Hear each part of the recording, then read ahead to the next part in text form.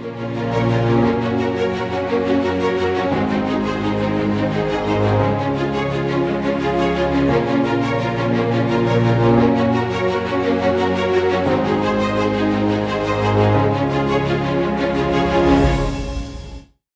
Holly Ordway. We were fortunate enough to get her to visit us as she was coming for HCU and their sort of apologetics weekend, and we just paid her extra money to come over here.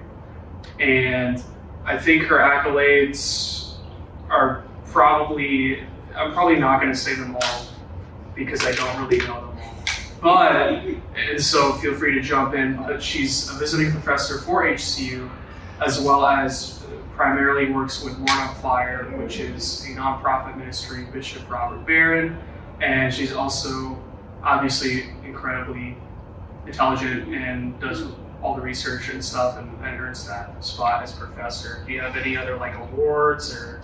Well, I've written a number of books, like an apologetics book called Apologetics and the Christian Imagination, and another book called Tales of Faith, a guide to sharing the gospel through literature. And those are more on the apologetics side. And then I've also written 2 books about Tolkien. One of which won an award, Tolkien's Modern Reading, Middle Earth Beyond the Middle Ages. And then I most recently wrote a book, biography of Tolkien called Tolkien's Faith, a spiritual biography. So that's my bit. That's how I go to talk about Tolkien. There we go. So go ahead and read her stuff, buy her stuff, buy all, and have your friends buy all. And we're just going to go ahead and get underway. I'm not going to do anything. It's all going to be her. She's going to run Q&A after this. And also after this, we are going to head over to somewhere to eat. Cougar Dining or like Donoishi. I don't know. We're going to decide. And it'll be fun. And we can continue conversations there. Look at that. Sounds like fun. Very good. All right. So, please, go ahead. All right, well, it's good to be here with you. And I do also want to note, for HCU, they have a Master of Arts in Apologetics, which is very good. And I know because I'm basically the founder of the program. I helped to build it starting in 2012, so it was a little bit ago. And so I know a lot about that program, and I do know that it's very good. So if you have any questions, also if you're interested in maybe having a master's in apologetics, want to know about that, I'd be happy to talk about that as well afterwards. So let us get started and think about faith, friendship, and fantasy, and Tolkien Lewis's mutual influence. So these are 2 of the most famous and influential Christians of the 20th and the 21st centuries. And I'm sure I've already heard from many of you that you're familiar with works like Mere Christianity and the Chronicles of Narnia.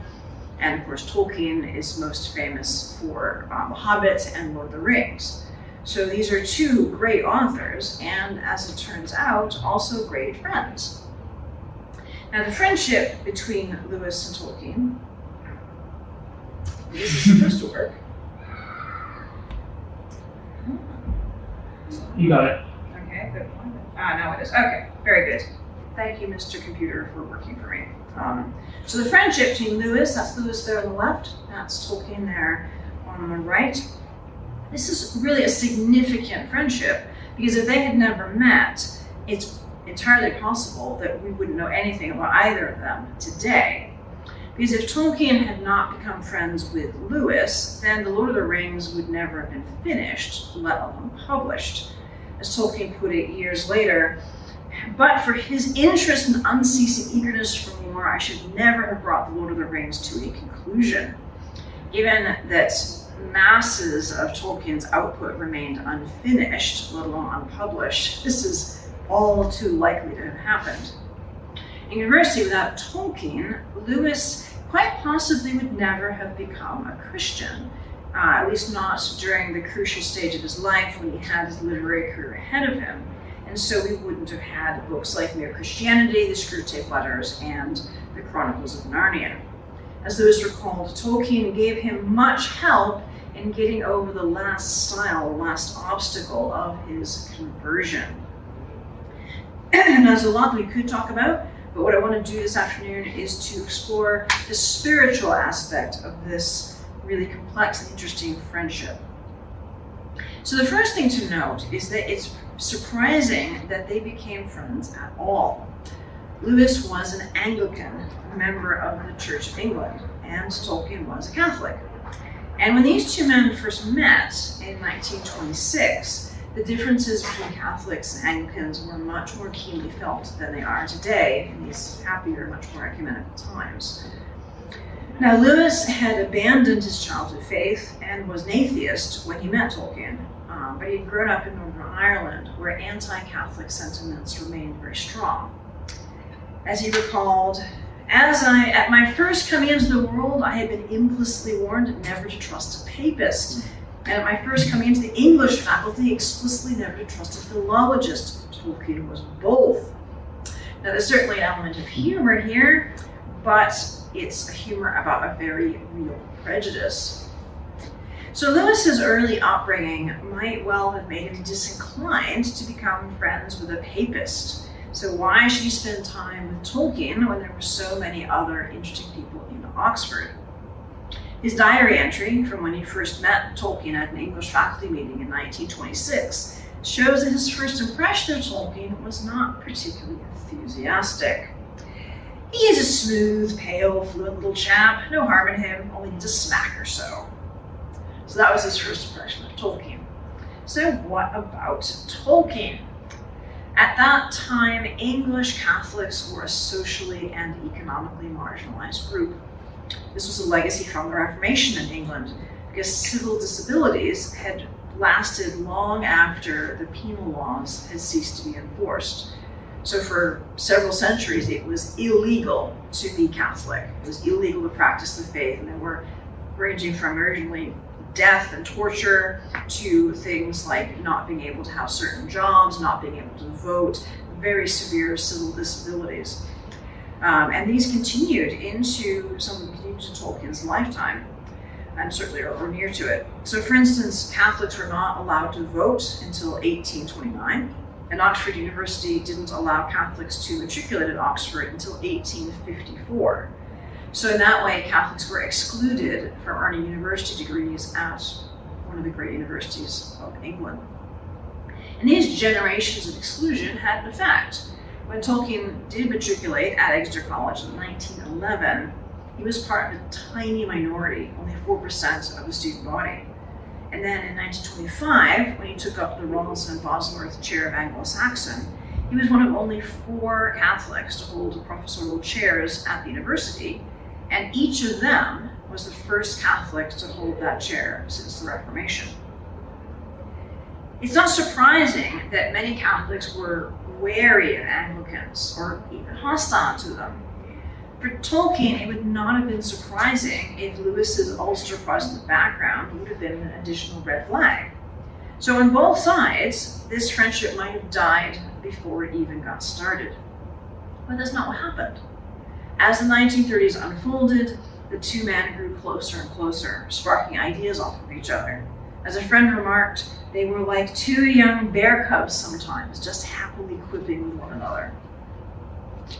Their friendship was an ecumenical friendship. Ecumenism is the promotion of the restoration of unity among all Christians. And it meant in their own friendship that although they disagreed on important points, each man recognized that the other was a follower of Jesus Christ. And it's surely the case that the lived experience of his strong ecumenical friendship with Tolkien helped Lewis to commit to the principles that he articulates in Mere Christianity. In the preface of that book, he says, "Ever since I became a Christian, I have thought that the best, perhaps the only service that I could do for my unbelieving neighbors was to explain and defend the belief that has been common to nearly all Christians at all times." The next point that we should observe is that this friendship didn't happen by accident. Both men contributed to its growth. Tolkien and Lewis didn't seem to have much in common at first, but then Tolkien started a club called the Coalbiters to read Norse sagas in the original Icelandic, as one does. Lewis joined, and so Tolkien discovered that they had a shared literary interest. Tolkien then took a real risk as their friendship grew. he showed Lewis the draft of his poem, The Way of Leithian, about the love of Beren, a human man, and Luthien, an elvish princess. Lewis's response was warm. "I can quite honestly say that it is ages since I have had an evening of such delight, and the personal interest of reading a friend's work had very little to do with it. I should have enjoyed it just as well if I had picked it up in a bookshop by an unknown author. The two things that come out clearly are the sense of reality in the background and the mythical value. The essence of myth being that it should have no taint of allegory to the maker, and yet should suggest incipient allegories to the reader." He also wrote a detailed commentary and critique, and he did it in a way that was perfectly suited to Tolkien's very sensitive nature. So Lewis took the conceit that the poem was an ancient text, and it was being analyzed by a group of scholars named Peabody, Pumpernickel, Schuffer, and Schick. And these four scholars couldn't agree about the authentic reading of the text. And so in that way, he could take the sting out of remarks that were otherwise critical, as when he commented, "Many scholars have rejected lines 1 through 8 altogether as unworthy of the poet." And Tolkien accepted this feedback gratefully, and he made many changes in the poem in the light of Lewis's remarks. Now, as it happened, he never finished the poem, but it had one immediate positive result. It greatly strengthened their friendship. Now, that's not to say that this friendship was smooth sailing. As Tolkien's daughter Priscilla noted, in the late 1950s and into the 1960s, he and Lewis experienced a loosening of the bonds and a loss of what my father would call the communion between them. This drifting apart between Lewis and Tolkien was a genuine phenomenon, for which there were a number of legitimate reasons. Both men had busy professional lives. Tolkien had children and grandchildren, and after his marriage, Lewis had stepchildren. In 1955, Lewis began working in Cambridge during the week, and so the opportunities for them meeting up were just reduced. And there were also strains in their friendship, as Tolkien himself straightforwardly acknowledged. "We were separated first by the sudden apparition of Charles Williams, and then by his marriage, of which he never even told me. I learned of it long after the event." Tolkien was very sensitive, and he could be oversensitive, and he seems to have felt a little bit excluded when Charles Williams joined the Inklings. He came in from London, settled in Oxford, and Lewis became an enthusiastic friend of Williams. Now, with regard to the second point, Lewis's marriage, we can see why Tolkien was a bit taken aback. Lewis had become close but platonic friends with a divorced American woman named Joy Davidman, who had moved to the UK. In 1956, she was faced with some difficulty with her visa getting renewed, and so to enable her stay in the UK, Lewis married her in a civil ceremony. But this was a pure formality on his part. They didn't live together as husband and wife. He was purely seeing it as a way to help his friend, and the arrangement was kept secret from almost everybody, including Tolkien.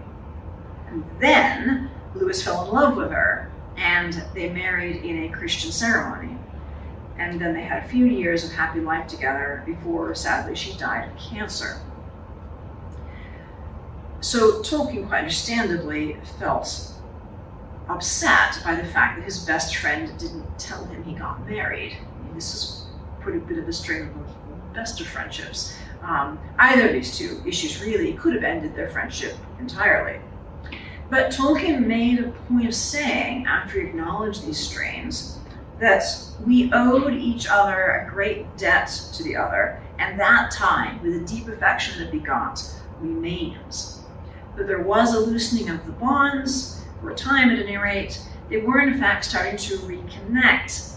But then, alas, Lewis died in 1963 at the relatively early age of only 64. Well, I'm aware that that probably doesn't sound very early to you young folks, but it tragically early for Lewis.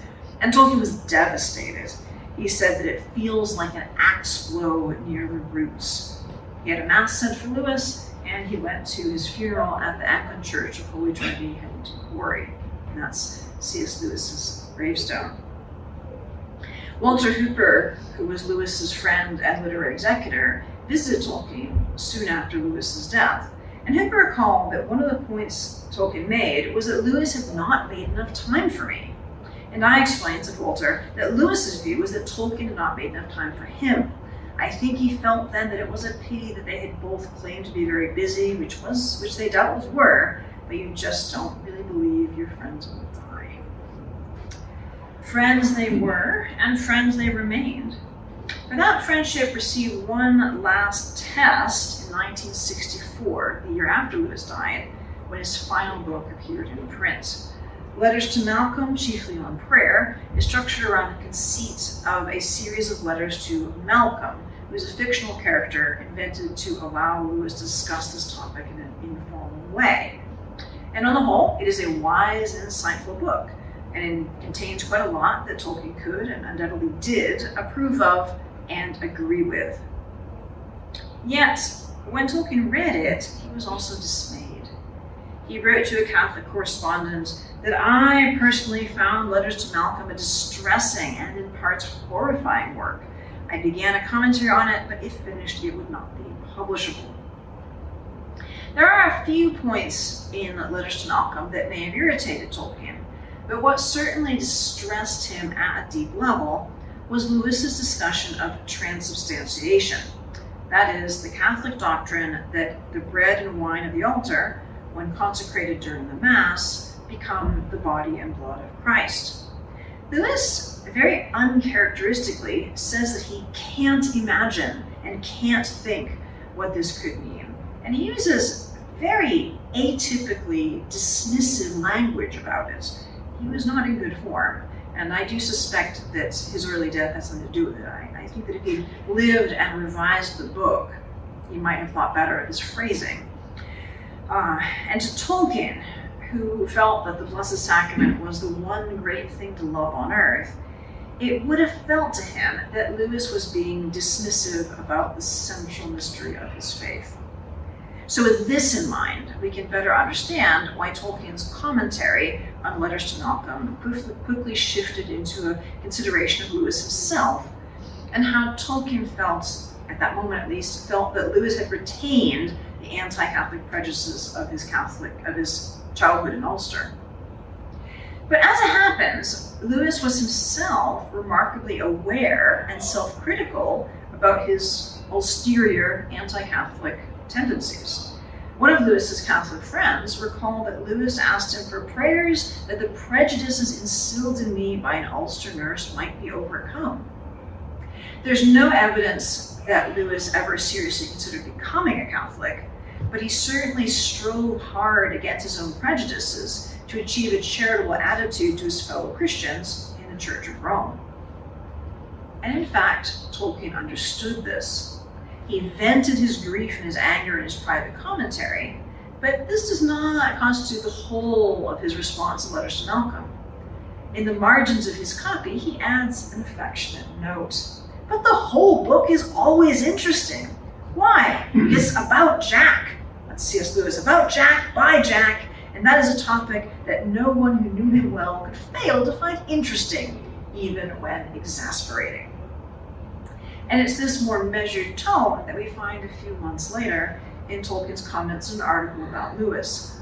He observed that Lewis, of course, had some oddities and could sometimes be irritating. He was, after all, and remained an Irishman of Ulster. But, Tolkien said, he was generous-minded and on guard against all prejudices, though a few were too deep-rooted in his native background to be observed by him. The effects of Lewis's early upbringing in an anti-Catholic environment may never have entirely disappeared, but as Lewis himself remarked, his friendship with Tolkien marked the breakdown of two old prejudices, against philologists and against Catholics. And Tolkien, though he undoubtedly wished that Lewis had become a Catholic, was perfectly clear on Lewis's Christian faith. In the same letter in which Tolkien affirms his own fidelity to the Catholic Church, he adds, "God cannot be limited and may use any channel for his grace. Even to love our Lord, and certainly to call him Lord and God, is a grace and may bring more grace." This view allowed him to have a deep spiritual friendship as well as a warm social connection with non-Catholics like Lewis. So now that we've had an overview of their friendship, let's consider the way that they influenced each other. Let's go back to 1926, when the two men met and became friends. Lewis was at this time gradually moving toward belief in God, partly through his philosophical engagement with the idea of objective value, something that's highly relevant to Ratio Christi folks, and partly through personal conversations with Tolkien. Again, very relevant for your apologetics outreach. The most significant of these conversations occurred in September of 1931. Tolkien joined Lewis and his visiting friend Hugo Dyson for an evening at Magdalen College. Dyson was an Anglican. Lewis was a newly minted theist, a believer in God, but not yet a Christian. After dinner, the three men took a stroll on Addison's Walk, a beautiful tree-lined path circling parkland where the college's fallow deer roam. They began with discussions of myth and metaphor, and then turned to the topic of Christianity. A week after that conversation, Lewis passed on from believing in God to definitely believing in Christ and Christianity. My long night talk with Dyson and Tolkien had a good deal to do with it. Lewis's problem with Christianity at this point had to do with his inability to grasp the meaning of certain Christian doctrines. He said, in what sense the life and death of Christ saved or opened salvation to the world? And for Lewis, the theological expressions of this mystery, such as sacrifice or the blood of the Lamb, seemed to him, he said, either silly or shocking. He was focusing intellectually upon doctrines and finding that they left him cold. As he explained to his friend Arthur Greaves, now what Dyson and Tolkien showed me was this, that if I met the idea of sacrifice in the pagan story, I didn't mind it at all. Again, that if I met the idea of a god sacrificing himself to himself, I liked it very much, was mysteriously moved by it. Again, that the idea of the dying and reviving god, Balder, Adonis, Bacchus, similarly moved me, provided I met it anywhere except in the Gospels. The reason was that in the pagan stories, I was prepared to feel the myth as profound and suggestive of meanings beyond my grasp, even though I could not say in cold prose what it meant. Now the irony is that Lewis already knew very well that myths could not be adequately rendered in cold prose. We saw in his response to Tolkien's poem The Lay of Leithian, he understood that myths are different from allegories, but his approach to Christianity at this moment was basically allegorical, not mythical. That is, Lewis had been trying to understand the faith by translating it into another set of terms, a doctrinal, intellectual, systematic language. But as his talk with Dyson and Tolkien progressed, he began to see that Christianity was primarily a story, not a system of thought, and that it had to be approached with the same imaginative embrace that enabled him to enjoy myths in general. The tremendous difference, Lewis realized, was that the Christian story was also historical. It was a true myth. Indeed, it was the true myth. It was a myth that really happened. And as Lewis acknowledged within days of his life-changing experience, the doctrines we get out of the true myth are, of course, less true. They are translations into our concepts and ideas of that which God has already expressed in a language more adequate, namely the actual incarnation, crucifixion, and resurrection. Tolkien and Dyson helped him to see that Christianity was a series of events that shone by its own light. Doctrinal expressions have their use, but they're secondary and derivative. The thing that had to be believed was not contrary to reason, but it was opaque to reason in the sense that it couldn't be explained better in any other terms. One can't see through the story to some more fundamental explanatory framework. The specifics that Dyson added to the conversation are lost to history, but the way that Tolkien helped shape Lewis's perspective comes across in Mythopoeia, the poem he wrote shortly after their Addison's Walk discussion. It's in print only in the UK edition of Tree and Leaf, So it's hard to get in the US, but so as a result, it's sadly overlooked. But it's an important poem and a very good one. Mythopoeia is subtitled Philomythos to Mesomythos, that is, from the lover of myths, Tolkien, to the hater of myths, Lewis. And it is dedicated to one who said that myths were lies and therefore worthless, even though breathed through silver.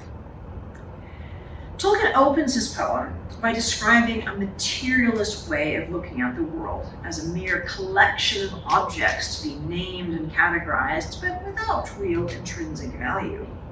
You look at trees and label them just so, for trees are trees and growing is to grow.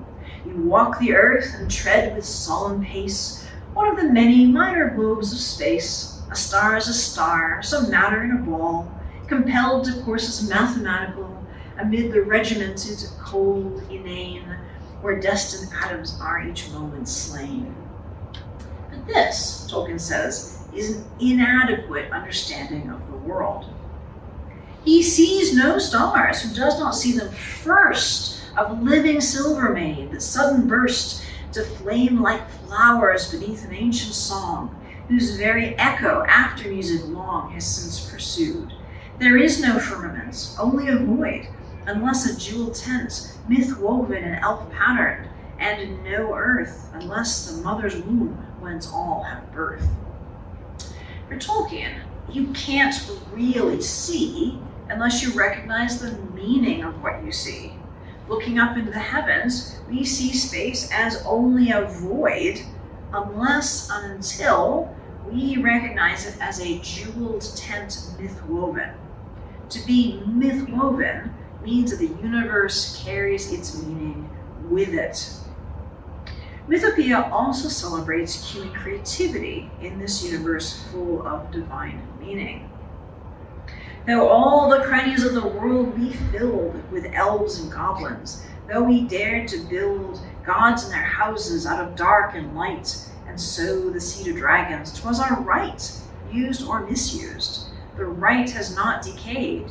We make still by the law in which we're made. Although human beings have become estranged from God, we are still made in the image of God, the Creator, and our imaginative sub-creations can still show forth wisdom and truth. And so Tolkien pronounces a blessing on the legend makers, whose stories help to pull people away from the flatness of materialism. In the final lines of the poem, he affirms that poets, and by extension storytellers and artists of all kinds, will still create art in heaven. In paradise they look no more awry, and though they make anew, they make no lie. Be sure they still will make, not being dead, and poets shall have flames upon their head, and harps whereon their faultless fingers fall. There each shall choose forever from the all. And so he's boldly using the imagery of Pentecost, in which the Holy Spirit appeared in tongues of fire on the heads of the apostles. This insight into the meaningful quality of stories, both divine and human, helped to erode Lewis's tendency to overvalue abstraction, enabling him to arrive at belief in Christ, recognizing that the story of the incarnation, crucifixion, and resurrection is both a profound story and something that happened in history. It's not just an abstract idea. There's another element of Mythopoeia that's worth noting as well. Tolkien is in fact presenting a line of apologetics argument of Christianity that surely had an impact on Lewis at this early stage of his spiritual development. In another part of the poem, Tolkien addresses the objection that Christianity is nothing but a wish fulfillment story. He writes, "Yes, wish fulfillment dreams we spin, cheat our timid hearts and ugly fact defeat. Whence came the wish, and whence the power to dream? Or some things fair and others ugly deem? All wishes are not idle nor in vain, fulfillment we devise. For pain is pain, not for itself to be desired, but ill, or else to strive to subdue the will, alike were graceless, and of evil this alone is dreadly certain, evil is. First, Tolkien asks, if we have these wish fulfillment dreams, where did we get the power to wish or dream in the first place? The answer? Because we are created. This power to have even wishes and dreams is a pointer to the fact that human beings have a creator who is personal and creative. As Tolkien says, as we saw earlier in the poem, we make still by the law in which we're made. Second, Tolkien notes that wish fulfillment dreams require us to distinguish between the fair and the ugly. The ability to judge some things as good, true, or beautiful, and others as false, ugly, or evil, depends on the existence of objective value, a reality that individual people can access that is independent of themselves. We can imagine the good precisely because we know that the bad is real. We can imagine fulfillment precisely because we know that pain is pain and evil is. To say that Christianity fulfills our wishes is not to say that it is false. And we can see something of the effect of Tolkien's argument on Lewis by looking at a poem that Lewis himself wrote, What the Bird Said Early in the Year. In this poem, Lewis declares that he will escape this circular trap. I heard in Addison's walk a bird sing clear. This year the summer will come true. This year. Winds will not strip the blossom from the apple trees. This year, nor want of rain destroy the peas. This year, time's nature will no more defeat you, nor all the promised moments in their passing cheat you. This time they will not lead you round and back to autumn 1 year older by the well-worn track. This year, as all these flowers foretell, we shall escape the circle and undo the spell. Often deceived, yet open once again your heart. Quick, the gates are drawn apart.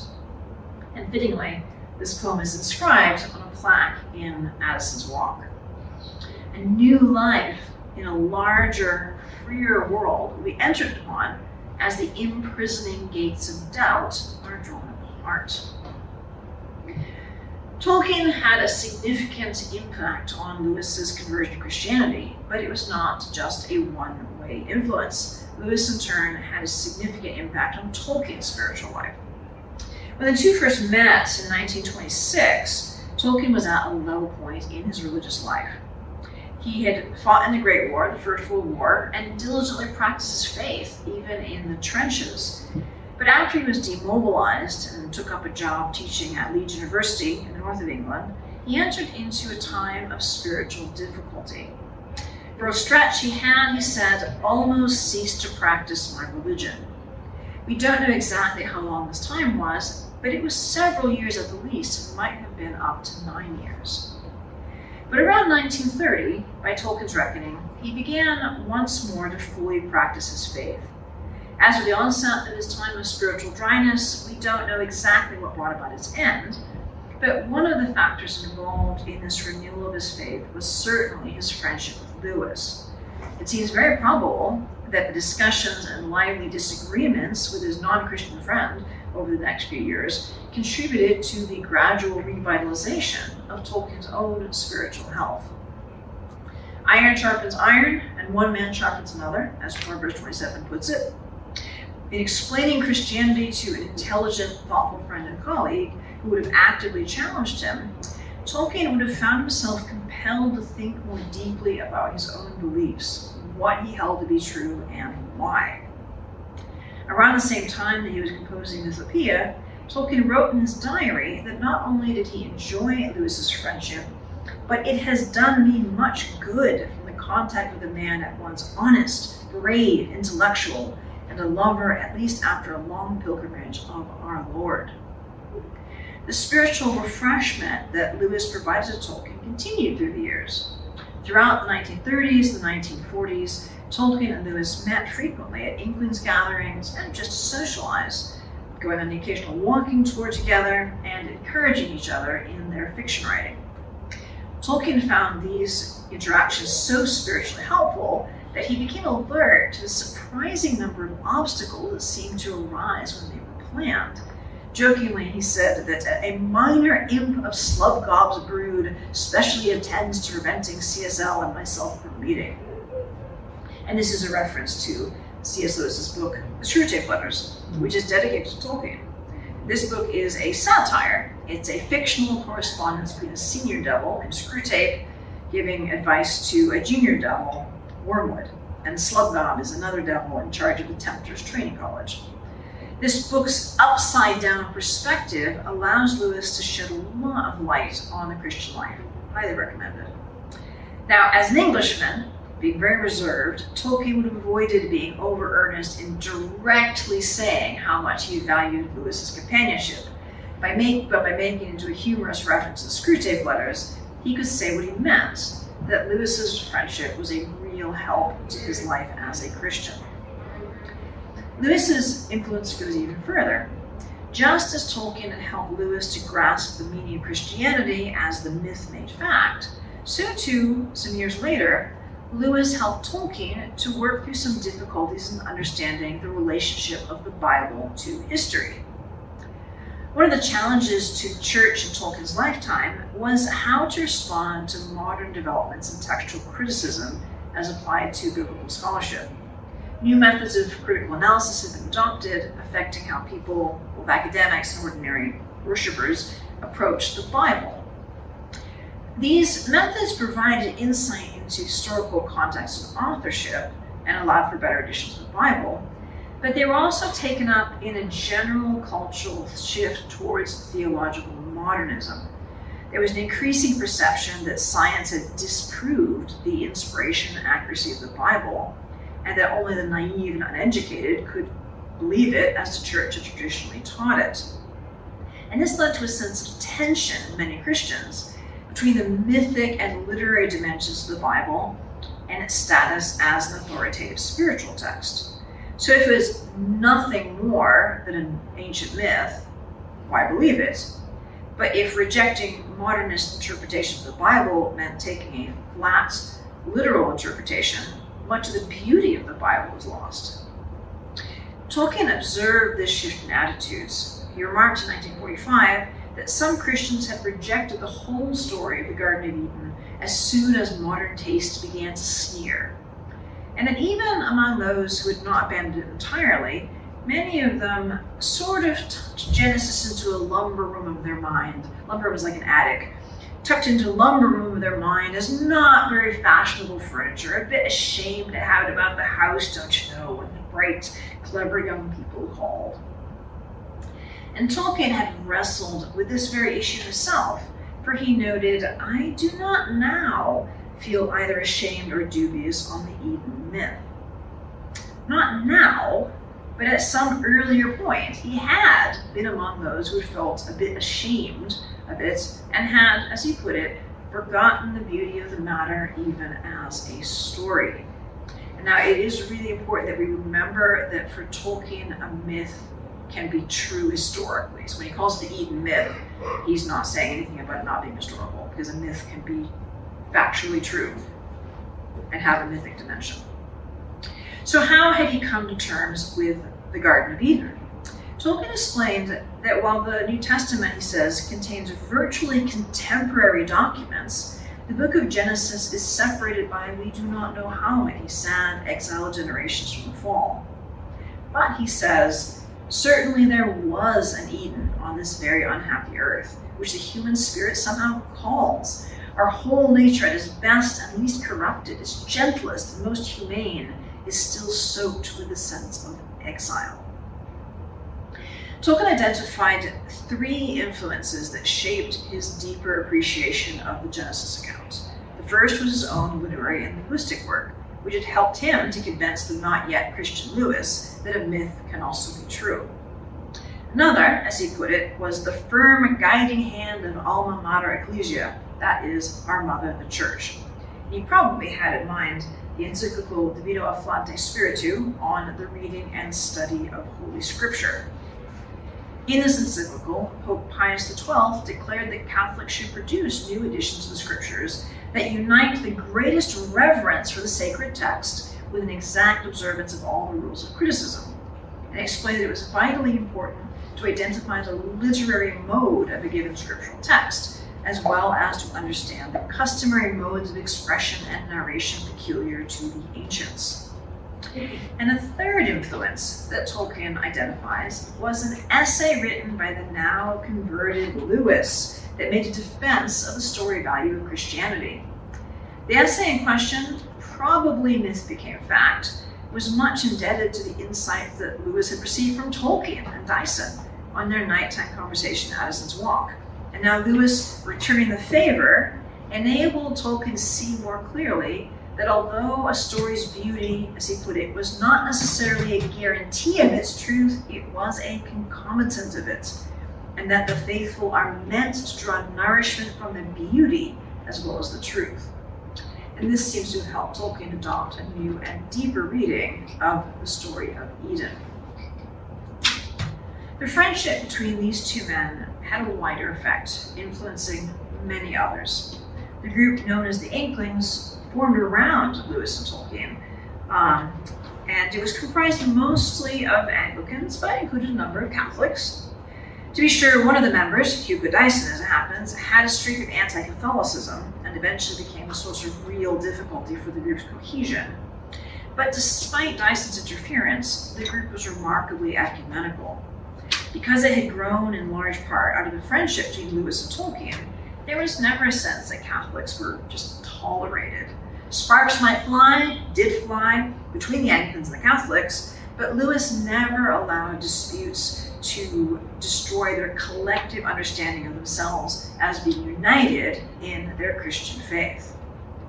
And it seems probable that this distinctive quality of the Inklings, possibly even its existence in the first place, not to mention its endurance impact over so many years, owes a great deal to the ecumenical friendship of Lewis and Tolkien. If it were not for their friendship, Lewis might never have become a Christian. And if he did become a Christian, it might well have been later. And so we probably do owe to Tolkien the existence of works like Mere Christianity and the Chronicles of Narnia. And we certainly owe to Lewis the existence of Tolkien's magnificent book, The Lord of the Rings. As Lewis remarked in the letter, my continual encouragement, carried to the point of nagging, influenced him very much to write at all with that gravity and at that length. And Tolkien himself recognized the unpayable debt that he owed to Lewis for his sheer encouragement. Tolkien also shows us the deep and enduring value of spiritual friendships. He had a great gift for friendship, and we've seen that expressed in his friendship with Lewis. We're not meant to go it alone in the Christian life. We need each other. We can help each other through all of the difficulties and the joys of our journeys of faith. J.R.R. Tolkien. His third given name was Ruel, which in Hebrew means friend of God. Tolkien noted it appears in the Old Testament as the name of Moses' father-in-law. And this name was important to him. He gave it to all four of his children, his daughter as well as his sons. To be a Christian is fundamentally to be a friend of God. Tolkien was committed throughout his whole life to being a friend of God, and I think his witness and Lewis's can help encourage us to that end as well. Thank you very much. With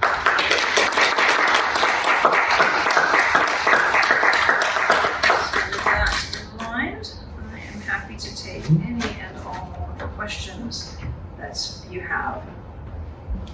Yes? What is a philologist? A philologist is someone who studies the origins of language. It's about as nerdy as you can imagine. Yeah. So not a linguist, but a philologist. They're related. Linguist is kind of the larger category. So Tolkien was a linguist and a philologist. So he studied languages, studied how they worked. The philologist particularly looks at how did they develop, going back to like the historical origins of the language and seeing how did it develop. Like how did Old English become Middle English, become Modern English? Yeah. Good. Other questions? Any with the talk, Lewis, Tolkien, apologetics. What was like? So you mentioned in your that there were like blockades for Lewis in converting to Christianity. but I guess he was an atheist. Like, how did he become Christian? Like, how did he become a theist? Like, what made him do that switch? That's a really good question. So first, it's interesting to note that Lewis was actually raised Christian. He was baptized, he was confirmed, but he lost his faith really as a teenager. And in large part, he lost his faith because his mother had died, and he prayed very earnestly for her to recover, and she didn't, and that really had a traumatic effect on him. It is interesting, we can talk about this more. Tolkien was also an orphan, so Tolkien's mother also died, and he was also surely praying for her recovery, but Tolkien did not lose his faith. And I think that tells us something about the way that we understand prayer and the way we've been taught about prayer and our relationship with God makes a huge impact, because it looks like Lewis really didn't have much serious Christian formation. It was just a kind of cultural thing. Yeah, we go to church.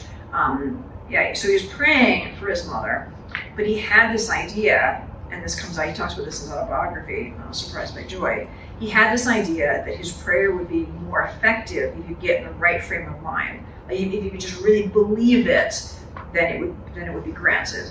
And so it became all about kind of getting himself into the right psychological state and then doubting that he was in that state. So he just got more and more tangled in his own mind. Tolkien, on the other hand, was really well catechized. His mother was Anglican, became a Catholic, and when she became a Catholic, his father had already died, so she was raising the children by herself. So she made a very intentional choice to go to a parish where there were educated priests who understood like the difficulties of converts, and where she brought the children, Tolkien and his brother, Birmingham Oratory, was particularly strong on formation with very well-educated priests. So I think that Tolkien probably got more formation to say, okay, you pray for healing, pray for these things, but be aware that God has his own plans, and he hears your prayers, he will answer them, but not necessarily in exactly the way that you expect. And there would have been a lot of emphasis on the suffering of Christ and how we have to carry our cross as well. So I think that really helped Tolkien to get through the trauma of losing his mother without losing his faith. But Lewis, not so much. And so he sort of felt like Christianity it's all just made up stuff. But when he got to Oxford, he started encountering Christians who were both serious about their faith, but also intelligent, thoughtful, knew what they believed, and he was unsettled by this. This is really an important point about your witness. Just by meeting these people, I can't just dismiss Christians because I can't. They're all stupid. Because here's my friend who's clearly not stupid. And then he began thinking about the idea of objective value. How can we know that anything is good or bad? And that started to bring him into thinking about that there must be some kind of force or being that is the source of objective value. And that was what brought him into being a theist. Now at that point, he didn't conceive of having a personal relationship with the source of morality, but he definitely realized that there was a reality to good and evil, and a call on him to live a moral life. And he began to try to do that. He began to try and live, a more, moral life. And it's at that point where we meet him up with Tolkien, and Tolkien helps him take the next step to recognizing, okay, it's not just an abstract, source of morality, but a person with whom we can have a relationship. Yeah, so it's a really good question, because for Lewis there really was a journey and different stages in that. Yeah, good. Other questions? I actually do think I remember that's like a turning point in a lot of people's stories. Like I remember David Wood, his conversion. His turning point is like, oh, I I can't just dismiss this one Christian in prison as being an idiot because he's like stumping me at every turn. Yeah. So, It is funny because I'm also a convert. Like I'm an adult convert from atheism. Oh yeah. What would that look like? If you're interested, actually, I've written a memoir. It's called Not God's Type. An atheist academic lays down her arms. So if you want the whole story, that's where you can find it. The short version of the story. Interestingly, it was really Lewis and Tolkien who were the intelligent friend, because I have loved them since I was a little girl. I must have been the only child in America who did not know that Aslan was Jesus. I really didn't. And then in my 20s, when I discovered this, I was really angry with Lewis for a while because I thought he'd spoiled my story. You know, you ruined it. Like, it was so good, and now it's Christian propaganda. But I wrote my doctoral dissertation on fantasy as an atheist, working a lot with Lewis and Tolkien, who were deeply Christian, obviously. And I couldn't dismiss them because they're just so amazingly good. So I came to terms, I basically said, oh, okay, this is very condescending, but okay, Lewis, it's fine that you're a Christian, you know, I won't let it spoil my appreciation of your books, even though, you know, I don't believe it. But it was always nagging at me. How is it that Lewis and Tolkien and all these, like my favorite poets, J.R.R. Hopkins and other Christian, everybody I like best as an author believes this stuff that is stupid superstition. And so eventually it got me to the point where I decided that I would sort of look into it. And this was also helped because, like, similarly to Lewis, I also was having a hard time coming to grips with why should I be a good person? I knew that I should. I knew in my heart that it was good to tell the truth and be honest and patient and kind. I was failing at those things, but I knew that I ought to try. But in atheism, I had no philosophical grounding for that. There's literally no reason to be honest. I mean, there's practical, you could say, by and large, you know, you get on better with people if they can trust you. But that doesn't account for, like, why not cheat if you can get away with it? You know, why not? And I just felt it wrong, but why? So this, you know, a bit of a sort of grit in the gears, but really it was thinking about Lewis and Tolkien and saying, you know, let me just find out what they believe, because I respect them, and it's not really respecting them if I just ignore this element that's so important to them. And so I started looking into that, and there's other factors involved. But that was the entry point, and oh golly, this actually makes sense. Oops, I guess I'm in for it now. Yeah.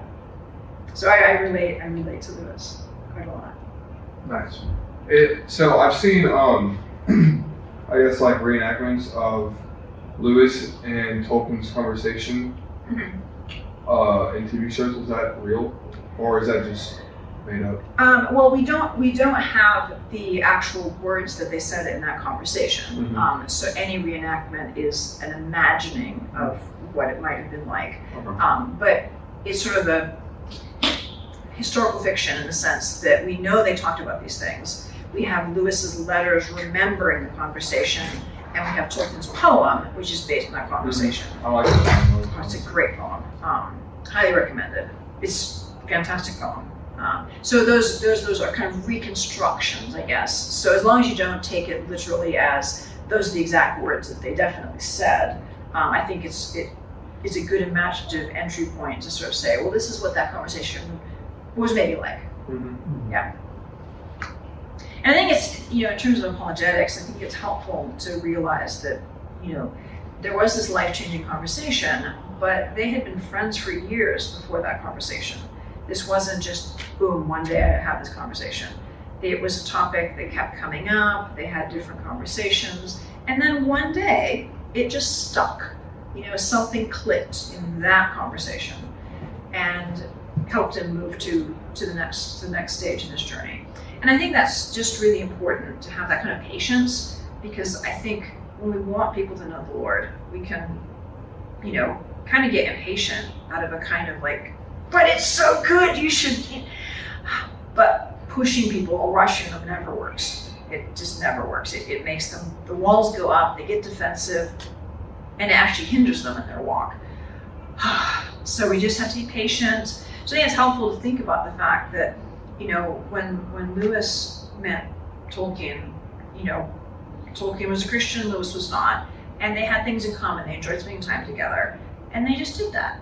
They did that. And in the process of doing the things that they enjoyed together, like talking about Icelandic sagas, writing poetry, things like that, in context, they began to like each other, trust each other, talk about things that matter to them, and then gradually able to talk about more and more topics, and then they're able to talk about the things that matter most, and Lewis is able to have this kind of aha moment. But Tolkien had no way of knowing when they had that, they're strolling around Addison's Walk. He had no way of knowing that this would be the conversation that would push him, his friend, to finally become a Christian. He just, by the grace of God, the Holy Spirit's working in this, was able to be just patient with his friend. So I think it's a really useful sort of practical lesson out of this friendship. Makes sense. And also I think it encourages us to, remember that we can, be friends with people who are not Christians. Now, we have to make sure that we're grounded in our faith and that those friendships are not leading us astray. Some friendships are not healthy, and we have to say, you know what, I'm not going to spend time with you because this is really drawing me away from my faith. But if you can stay grounded, it's good to have those other friendships.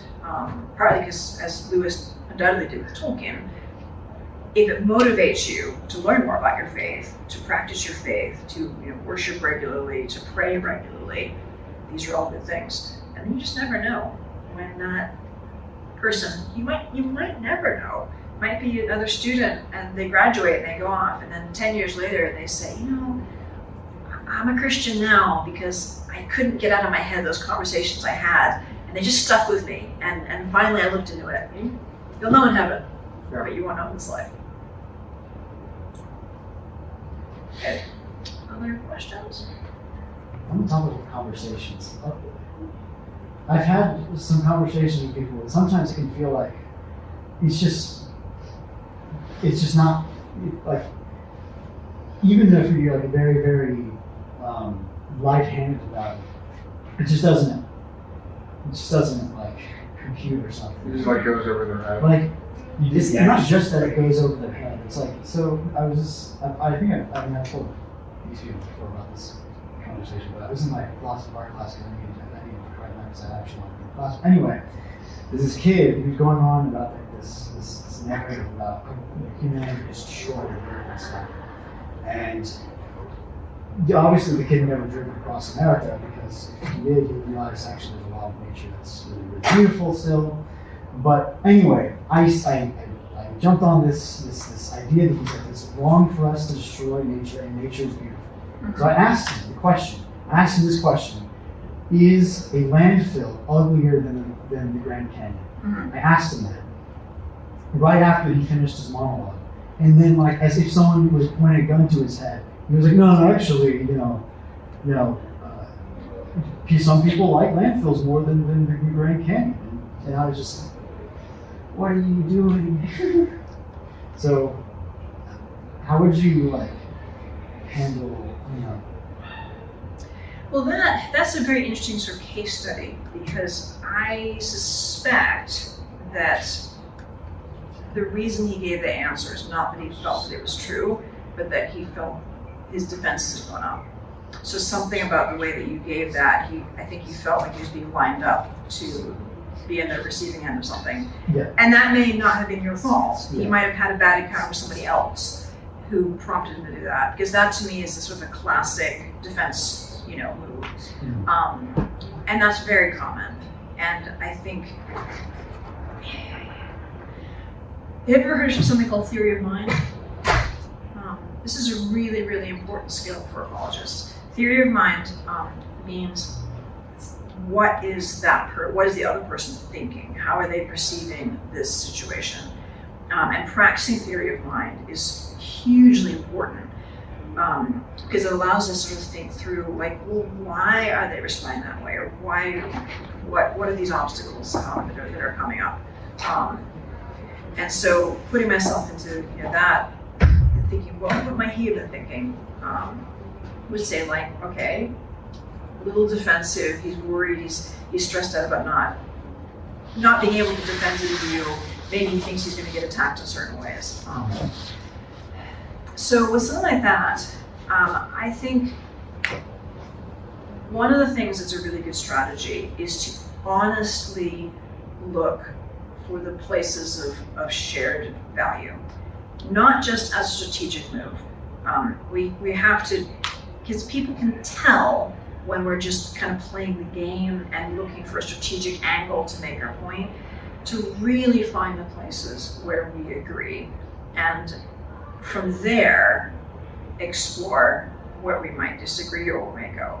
And sometimes we aren't really going to get further than that point of agreement, and honestly that's okay, because even if the only thing that you do is to communicate that someone who's a person of faith is not a crazy wacko, maniac, honestly that's a win, because a lot of people have very negative impressions of Christians. Sadly, those impressions might have been caused by Christians being jerks. So we have to do a lot of mitigative damage. So for that, I could imagine a scenario in which you say, oh, I'm really glad to hear you say that. I agree, because, my own faith teaches me that God made human beings stewards of the earth, and we have to be custodians of it, and respect for the beautiful creation that God made is part of what we value as Christians.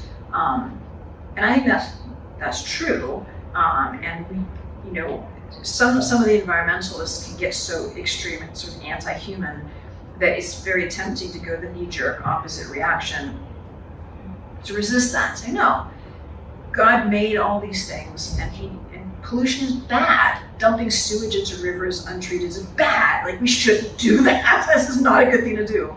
We need to build, because we're human beings, but you can build well. You don't just like pave over everything. There are ways to do things well, and there are ways to do it badly. And so that would be where I would start, and then see, and then say, hey, we've got this sort of shared value. Isn't that great? And then just kind of see where it goes. That would be where I would start with something like that. It's just, and with that, you might have to reckon with the fact that any individual conversation, you might never take it to the next step.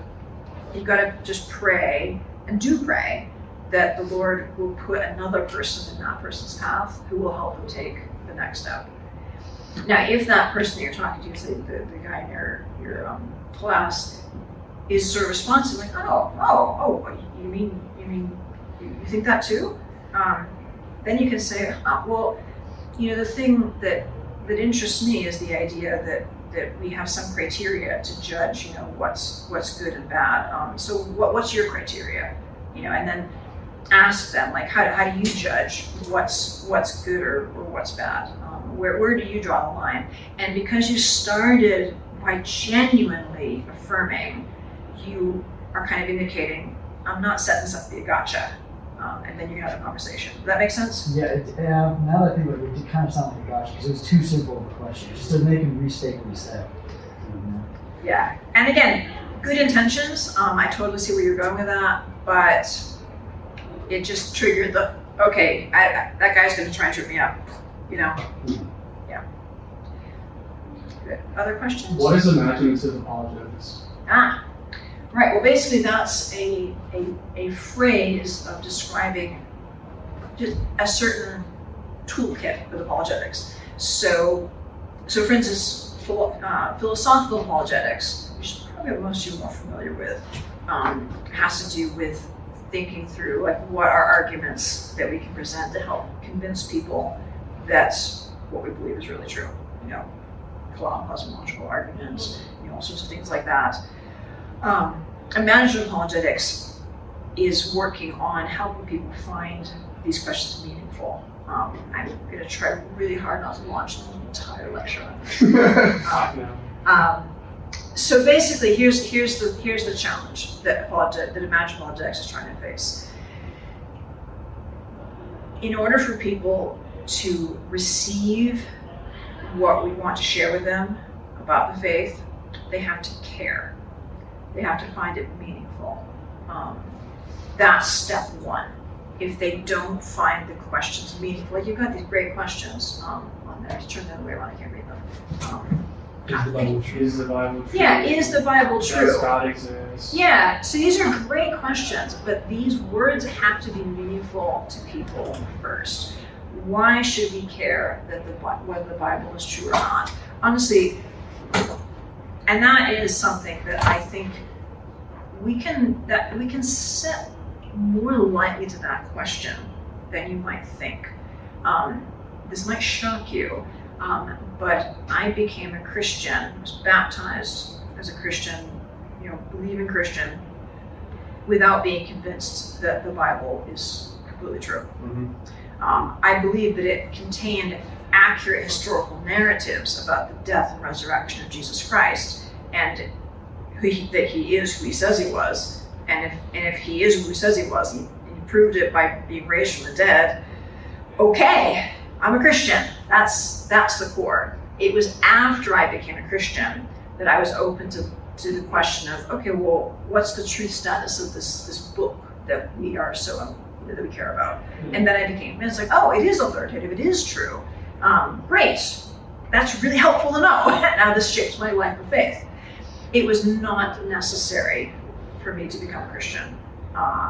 Certainly not to believe in God, and not to become a Christian. And I think that a lot of times we put obstacles in the way of belief by making belief in the Bible come before, say, belief in God. And for some people, that may be the order they take it. They become convinced that this is an authoritative book, and then, oh, this is what it says, and I believe it. That's not usually the case, though. It's usually the other way around. And we can, I think, undermine our own apologetics by insisting on the inerrancy of the Bible when people are not ready to receive it. Mm-hmm. But that next question, that's the real kicker. Does God exist? Only if God exists is it relevant to ask if he might have inspired a book to tell things about him. If you don't believe in God, why do you even care about the Bible, other than as a collection of stories? Again, some people become convinced by the overall witness of the Bible. It can happen, and if it does, that's great. But if you look at the question, does God exist? Imaginative apologetics asks the question, what does the word God mean to people? Mm-hmm. Does it mean anything to people? So if you say what, and we often go around doing apologetics. I think actually, let me turn this off. Like this. There we go. We often go around doing apologetics as if we think already that people understand the terms. But we may be talking about totally different things. So if I say, do you believe in God? Well, what God do you believe in or not believe in?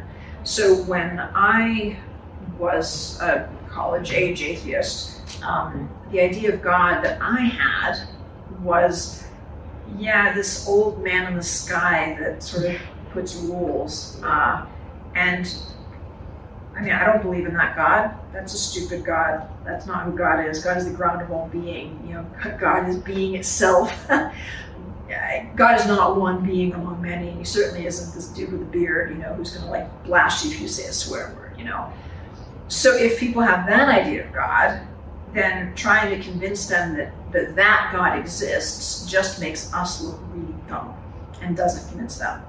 Or someone might say, oh yes, I believe in God. But what is this God they believe in? Is it a sort of force of love? Well, something, because God is love, not possibly in the vague way that they mean it. So just kind of figuring out what do you mean by that?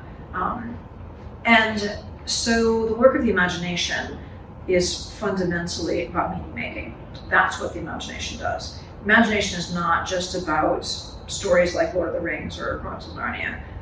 The imagination is cognitively, it's a human faculty, the same way that the reason is a human faculty, and the emotions are a human faculty, and the will is a human faculty.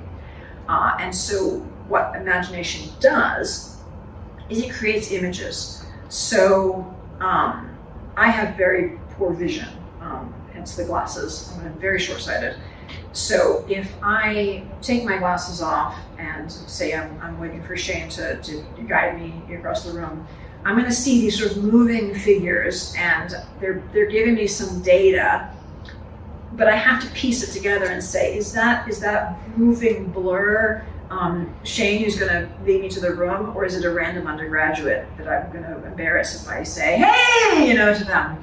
So I'm putting in this data, and the imagination has to kind of put it together and make a picture, and then, okay, that particular blur is Shane, and then I can act on that. I can say hello, or I can wait, or what have you. Now the imagination can put the data together incorrectly, and I could wave at the wrong person. But that's what the imagination is doing. It's putting together the data and making a picture. Only when I have a picture can I make any judgments. So that's what the imagination is always doing. So what kind of picture has the imagination made for something like God or Jesus?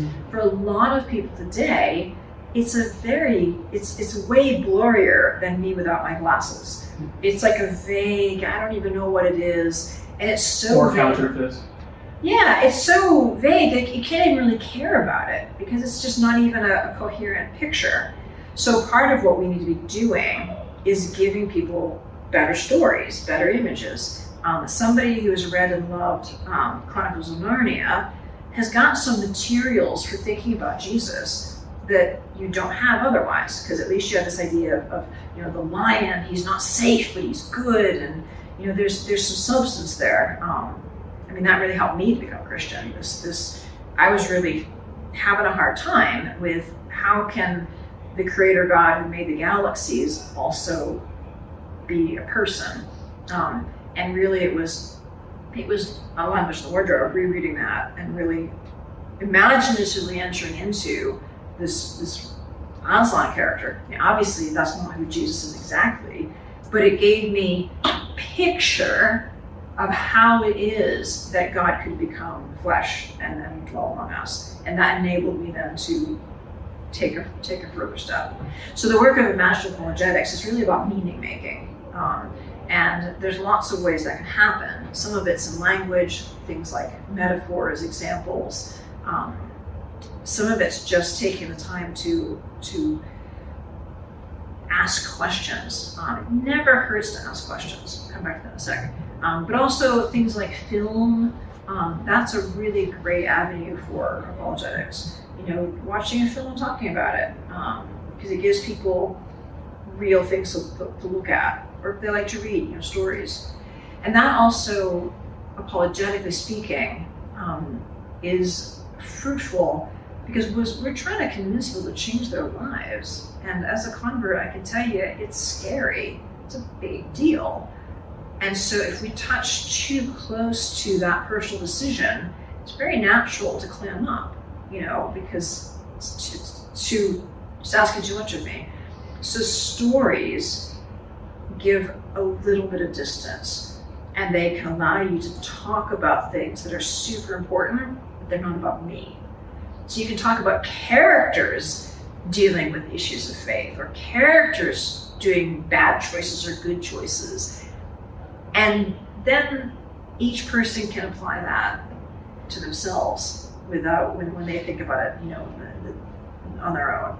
So that's another outworking of imaginative apologetics, that to use these ways to provide opportunities for people to engage with the ideas, to create meaningful images, but do it in a way that they actually feel they can approach. That it's not like all about me, because that's just scary.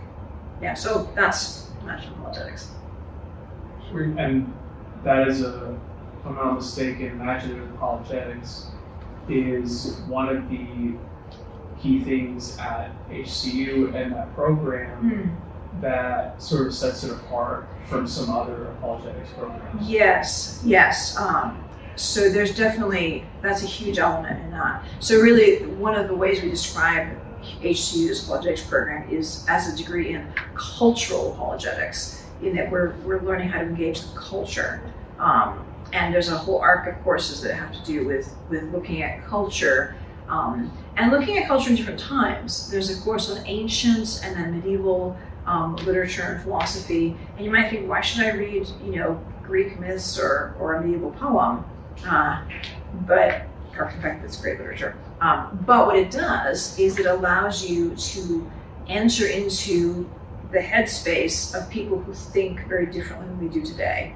And by taking the time to do that in different eras, you start to be able to discern how are people thinking, why are they responding to what they're doing, and you're engaging the imagination in that respect. And there's quite a lot. There's courses of electives in literature and film. There's a whole course in C.S. Lewis and Imaginative Apologetics, which is a great course. It's a good program. I say so myself. Any other questions? When you talk about like imaginative apologetics, right? Well, kind of what we see in movies and characters, and like a reflection into how we can introduce Jesus, like with Aslan, right?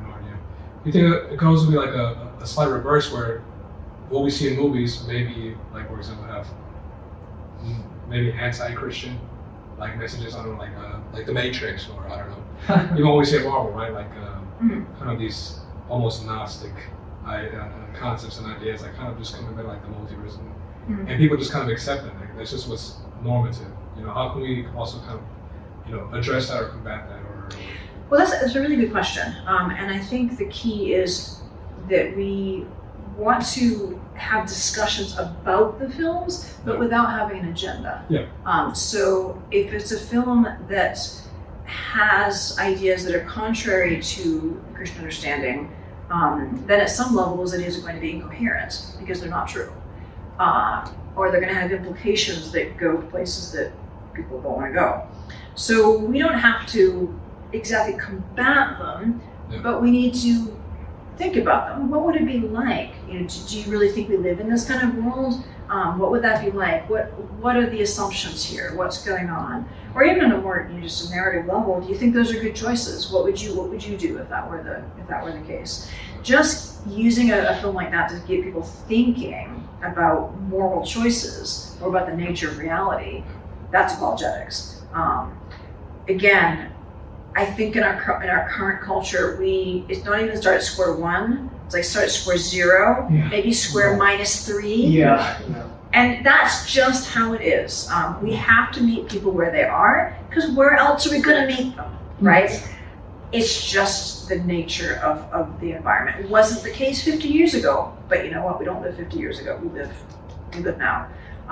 So I think just using that as an opportunity, and I think also that extends more, kind of more opportunities, because if like, let's say you start having a movie night, if you only show movies that are like, faith-based films, you're going to get written off as like, oh, there are those Christians showing them like the wholesome films. Now you obviously want to show films that are at least, morally non-objectionable. Now you are going to have to accept there's going to be probably more swearing than you might like, maybe some sex and violence that you would prefer not to. But you can say, okay, well, certain films, not really any redeeming value. We're not going to watch that. Like, I personally, I don't think, for instance, horror, like slasher horror films, are things that are good to watch. Like, those are not images that I think are healthy to have in your mind. Now, it is possible to have a Christian perspective on horror. And my friend and colleague Phil Talon is actually working a book on that right now. But there's different kinds of horror. There's horror that helps you confront existential evil. That's different from, like, say, slasher stuff that you're getting images in your mind that just disrespect the body and So you have to have some discernment. But if you show films that like people would just like want to see, then you can have a discussion about it. And I mean, for instance, superhero movies are actually really useful for apologetics, because they really are dealing with things like heroism and self-sacrifice and things like that. Good versus evil. Yeah. Like Daredevil, I don't know if you've ever seen, like, there's a show on Netflix, but it's Catholic. Yeah, and maybe, it could be a very bad Catholic, but if he's raising the issues. Oh yeah, he's a bad Catholic. Yeah. but that's the question. Like, then is he conflicted? He is conflicted. See, and that actually can, in a way, be more productive than a film about a good Catholic. Now, I want to be a good Catholic. Yeah. We don't want to be a bad Catholic or a bad Christian. But for evangelization, for apologetics, it might actually be more useful to have the conflicted guy. Like, well, why is he conflicted? What would you do if you were him? What is it? Why doesn't he just be evil? Why does he even care? Yeah. These are questions that actually can reach people and start them thinking, what is the meaning of my life? Is there more than what I'm doing? Yeah. Plant the little seed. Yeah. Even with like anti-Christian stuff, like I saw like clip of their young children, it's like, oh, it's like preacher guy's an idiot defending Jesus as a God, and this child is like asking questions about it. And it's like, well, that's the image a lot of people have of apologetics and Christians, but I mean, if you just like aren't an idiot, then it contradicts the image, and you can't have that anymore. Yeah. But I mean, that could be a bold move. Have a film like that and say, hey, let's face it, some people are presenting the faith in ways that are really obnoxious. You actually, if you're willing to acknowledge people being hurt by Christians, you're going to get a lot further along, because a lot of people have been hurt by people who profess to be Christians, and maybe need to be doing a lot of repenting, or maybe they're just Christian with a label, but not really authentically followers of Christ. Whatever it may be, people bear a lot of wounds. And then you've got, the prosperity gospel preachers, and there's a lot of, and people who aren't Christians, they can't tell the difference. If it's got the Christian label, how are they going to know if it's authentic or some sort of nasty substitute? So I think if we can just be humble and say, I bet you've had some bad experiences. I'm genuinely sorry. That's terrible that happened. Let's talk. You're gonna, I think, have much more ability to engage with people, because they're gonna say, oh, these guys, they're actually not being arrogant jerks. They're being humble. And he's actually like a Christian virtue. Hard. It's hard. It's hard not to get defensive. And it's hard not to just leap in and say, but. Mm-hmm. It's so hard. But that's also good spiritual discipline, Yeah. Yeah.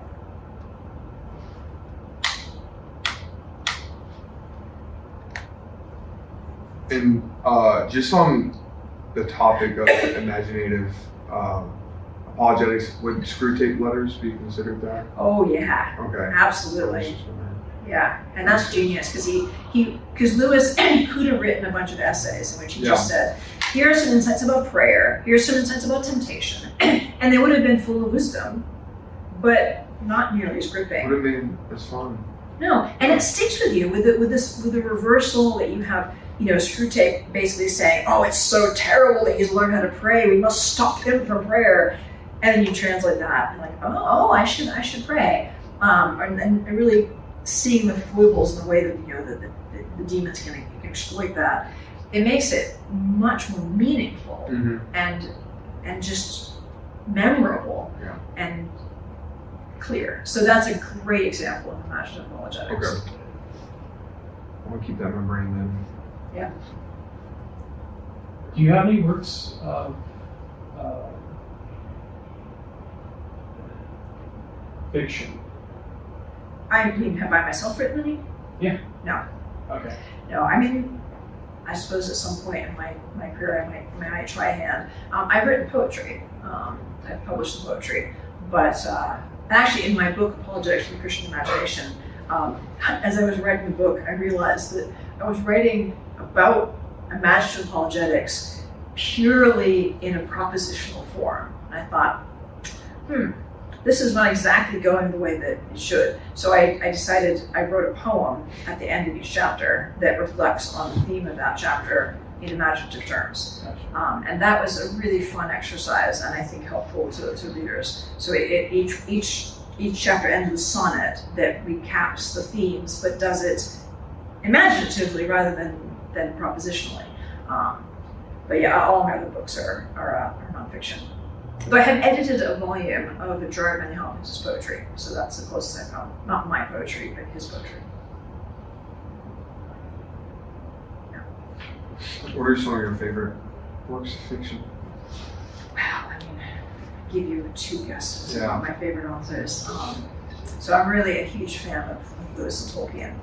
Lord of the Rings, of Lewis's works, Chronicles of Narnia, and That Hideous Strength are my favorites. That's the 3rd volume of the Ransom trilogy. I really like,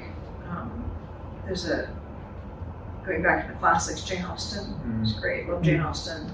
Very wise and very witty. I also love Anthony Trollope. He's a 19th century author, a little bit later than Jane Austen. Great storyteller, and also very deeply sort of Christian understated way. It's not overt, but there's a real sense of kind of Christian ethos in his stories, and I like that. He's pretty upfront about it. Yeah, I mean, it depends on the work. Some of Lewis's works are more explicit than others. But yeah, Trollope's a realistic novelist, so that's different. And then I'm just personally fond of Golden Age murder mysteries. I just enjoy them. They're fun. At Golden Age, that's the 1920s through 50s, and those are more classic because they're not gory. You know, you find the body in the library, but you don't see how it happens. Like the Clue board game. Exactly. Okay. It's inspired by those mysteries of that era. Well, that sounds like fun. Yeah, Agatha Christie, Dorothy Sayers, things like that. Agatha Christie, by the way, was one of Tolkien's favorite authors. Okay. What's that? Were they, Tolkien and Lewis, would you say that they were on the cutting edge of apologetics for their time period? No. No? Okay. And that's a very interesting question.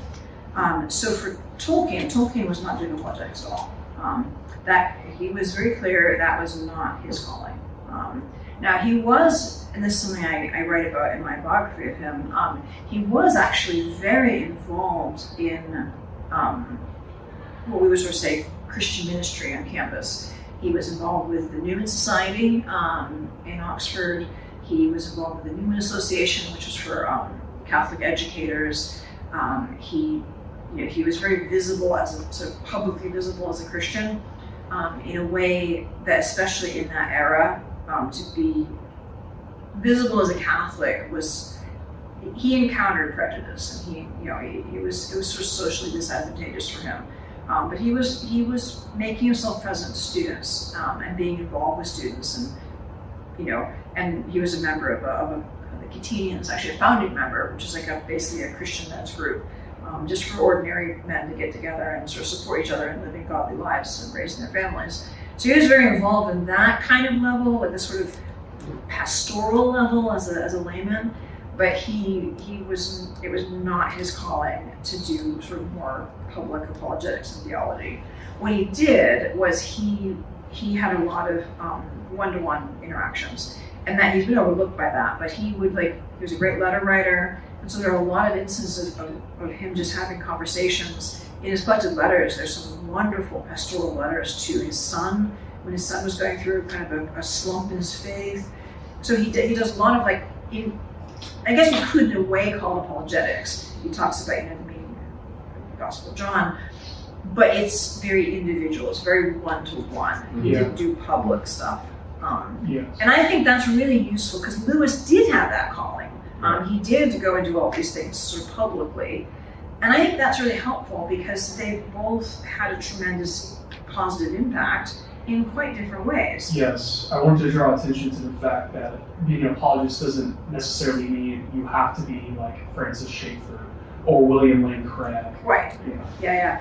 And it's so important to know. I mean, even in my own, discerning of my career path, I realized that I do not have a calling to do frontline apologetics. It stresses me out. It makes me unhappy. I'm not terribly good at it, adequate, but not brilliant. Where my gifting is training up apologists, teaching the teachers. That's my calling. I enjoy it. I think I do it well, and then they can go off and do that work. And I think that's it's really important to know not everybody is called the same way. Some of you will go out and have more conversations with people. Some of you are more extroverted than others. I'm pretty introverted. And some people will be more like Tolkien and have the one-to-one conversations. And those are no less impactful. You know, you could transform someone's life. One person you get to have and you'll be like, that person's there because of me, you know? That's really important. And even for Lewis, I think it's interesting that you asked, cutting edge. Lewis would have been the first to say, no. He was very much like, I'm just going to focus on what all Christians have believed at all times. He did not do anything controversial. He deliberately avoided getting into controversy. Not because it was inherently wrong to deal with controversial subjects, but because his calling was to really help people see the core message. Like, this is Christianity. And it's really remarkably humble of him that as far as he could, he tried to really keep it to be mere Christianity. Now, he is very clear, and people sometimes miss this. In mere Christianity, he doesn't set up mere Christianity as its kind of own tradition or its own denomination. You cannot be a mere Christian as a Christian. You've got to find a home. You've got to make some decisions about the other claims that he's not covering. You have to make a decision. You can't stay in the hallway forever. And what humility that he did that instead of arguing for the Church of England, because that was his tradition.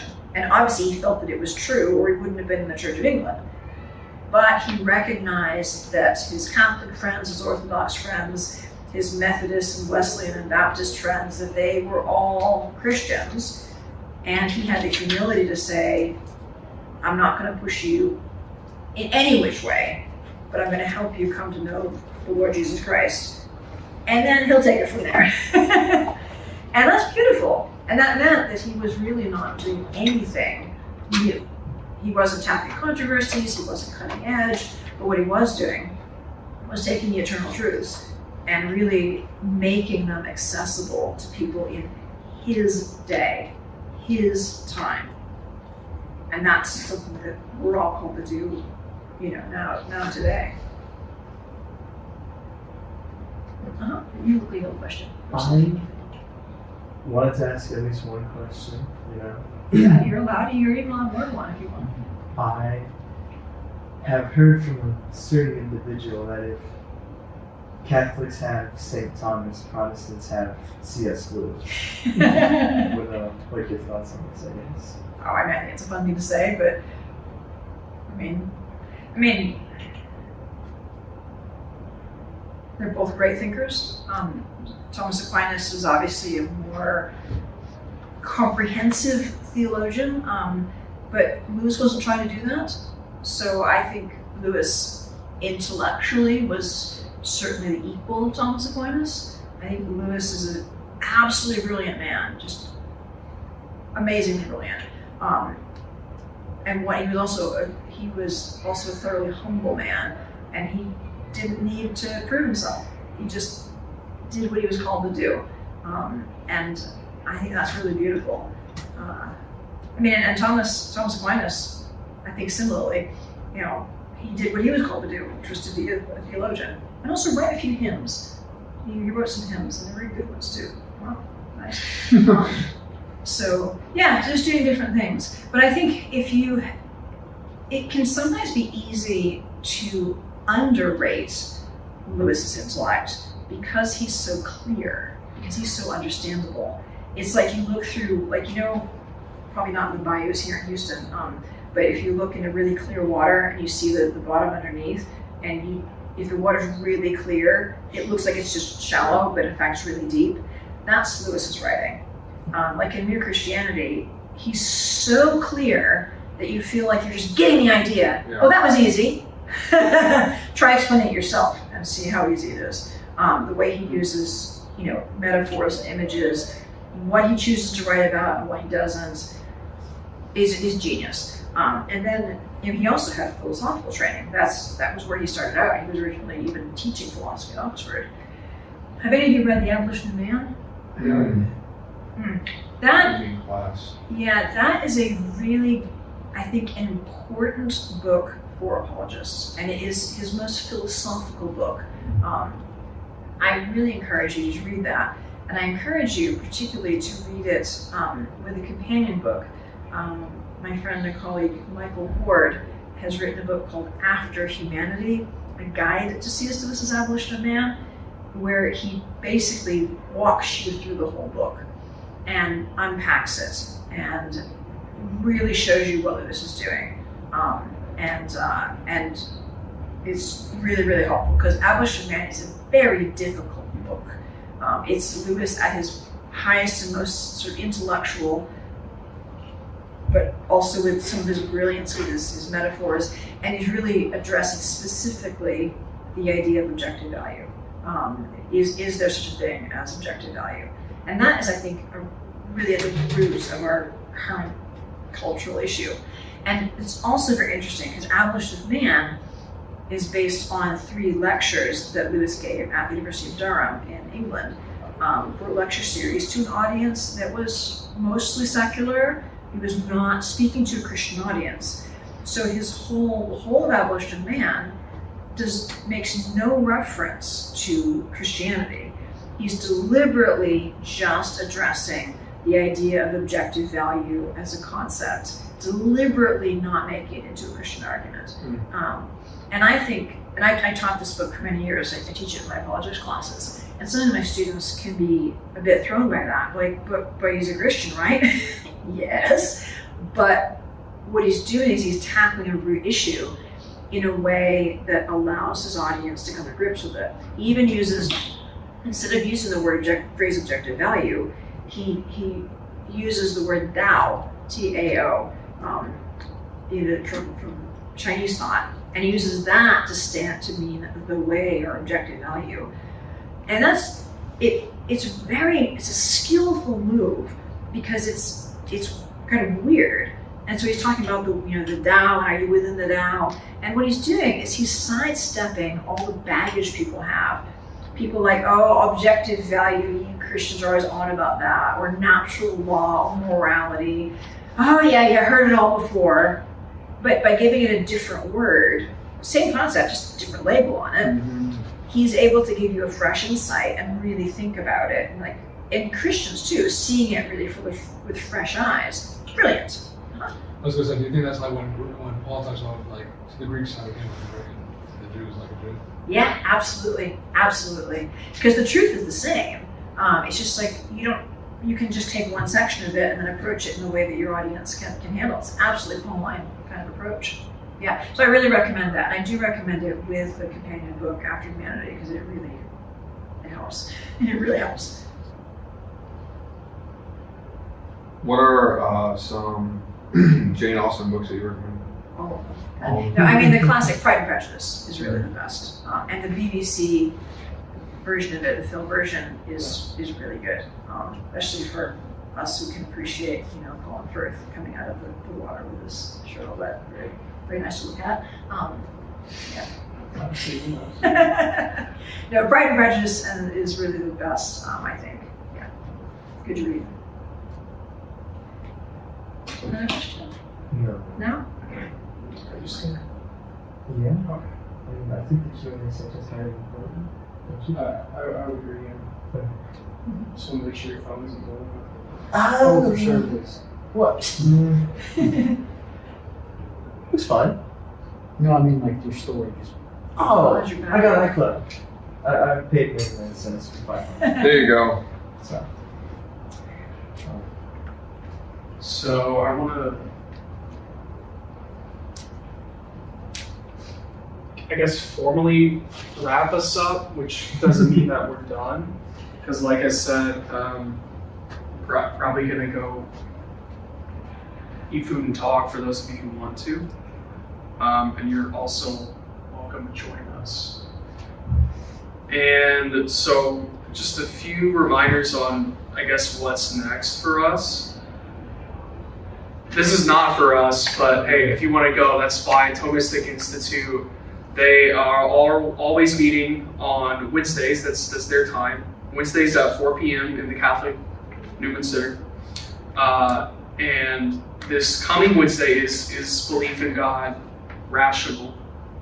So a similar tangential topic to what we talked about today.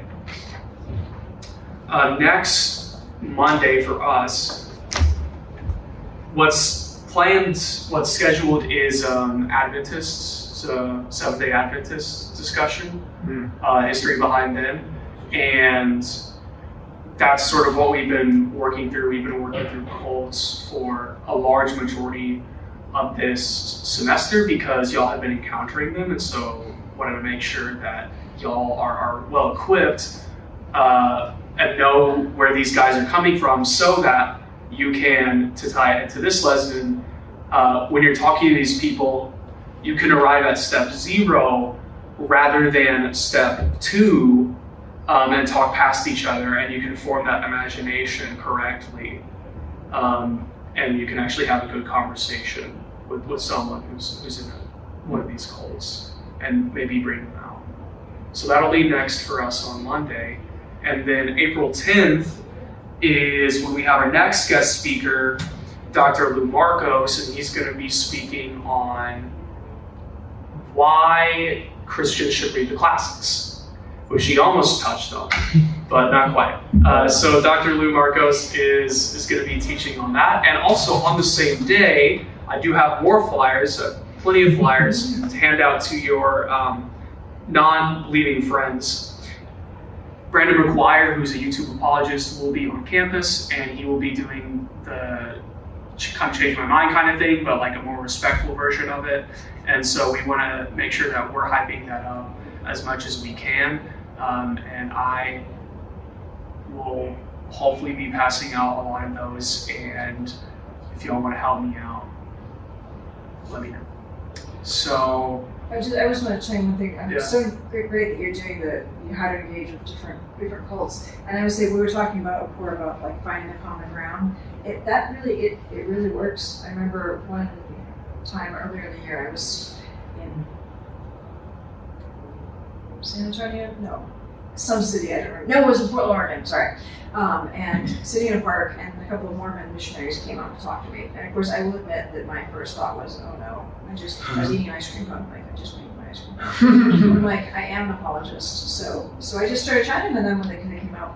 And it was kind of fun actually, because they would say something, and I said, yeah, I'm a Catholic, I'm like, oh, well, let me use you about this. I'm like, oh yeah, I actually agree with that, but how do you know it's true? And I kept turning it back on them to say, I agree with you, but what's your grounding? Like, what's your how do you account for that because they don't have the same understanding of scripture as we do. Like, okay, well, how do you know that's true? And they were really got flummoxed in a positive way, because I was saying, oh, I agree with that bit. This is what I believe. How is it that how do you explain that? And what it forced them to do was they came to grips with the fact that they couldn't answer that question. Yeah. And I was like, And then I told them how I could justify my beliefs. Yes. And they're like, oh, have a nice day. So that in itself was an apologetic move, because what I was trying to show them, I wasn't attacking their beliefs. I was saying, okay, here's what I agree with you in this part, and here's the part that I don't. And what's your grounding? I'm interested to hear it. And then, oh, okay. And then they had to come to grips with, like, maybe I planted a little seed about, what really is the basis? I think this random thing does. So anyway, sorry, I just want to give you a little bit of another example. Joseph Smith was a conman? No.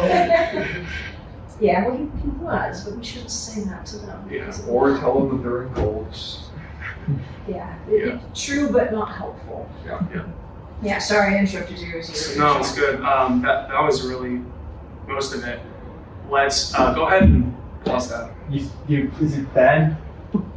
So We're done. We're done. Oh, Officially. we're done. Oh, We're my bad. done.